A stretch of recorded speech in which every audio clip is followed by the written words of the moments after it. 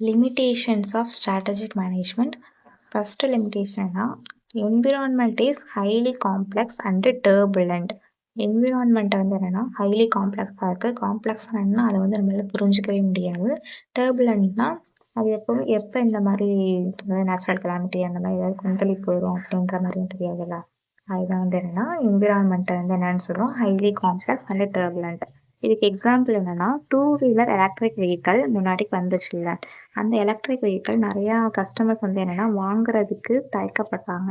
ஏன்னா இது வந்து எதனால முதல்ல கொண்டு வந்தாங்கன்னா எலக்ட்ரிக் மொபிலிட்டி வந்து என்ன கவர்மெண்ட் வந்து நிறையா இம்ப்ரூவ்மெண்ட் பண்ணுது அப்படின்ற இருக்கிறதுனால அதை வந்து ஒரு ஸ்ட்ராட்டஜியாக யூஸ் பண்ணி கொண்டு வந்தாங்க. ஆனால் போக போக கஸ்டமர்ஸ் வந்து என்னன்னா ரெலுக்டன்ட் டு பர்ச்சேஸ். ஏன் பர்ச்சேஸ் பண்ணுறதுக்கு அவங்களுக்கு தயக்கம் வருது அப்படின்னா பேட்ரிஸ் கேச்சிங் ஃபயர். இப்போலாம் அந்த பேட்ரி வந்து என்னன்னா ஃபயர் வந்து என்னன்னா பிடிச்சிருதில்ல, அதனால கஸ்டமர்ஸ் யாரும் பர்ச்சேஸ் பண்ண மாட்றாங்க. இதைத்தான் என்னன்னு சொல்றாங்கன்னா strategy cannot overcome a turbulent environment.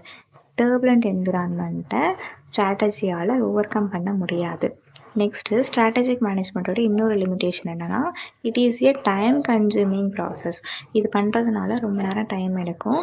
எக்ஸாம்பிளுக்கு இப்போ ஸ்டூடெண்ட்ஸ் வந்து சிஏ ஸ்டூடெண்ட்ஸ் இல்லை எந்த ஸ்டூடெண்ட்ஸோ இப்போ அவங்களுமே என்னென்ன பிளானிங் ஸ்ட்ராட்டஜிஸ் என்ன பண்ணுவாங்களா, வாட் டு ஸ்டடி, வேறு what time of the day to study, அந்த மாதிரிலாம் இந்த டைம் இதுக்கே வந்து என்னென்னா consume so much of our actual study time வந்து என்னென்னா கன்சியூம் பண்ணிக்குது.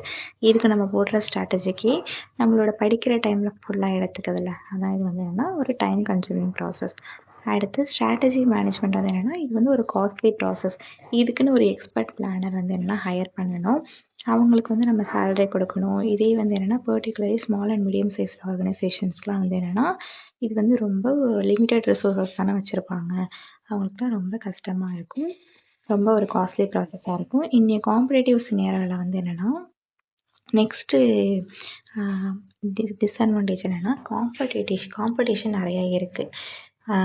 ஏன்னா எல்லாருமே வந்து என்னென்னா ஸ்ட்ராட்டஜிக் பிளானிங் தான் வந்து என்ன போடுறாங்க. ஸோ காம்படிஷன் நிறையா இருக்குது. இது வந்து ஒரு லிமிட்டேஷன். என்ன டிஃபிகல்ட்டாக இருக்குது மற்ற காம்படிட்டர்ஸ் என்ன ஸ்ட்ராட்டஜி பிளான் போடுறாங்க அப்படின்றதுல.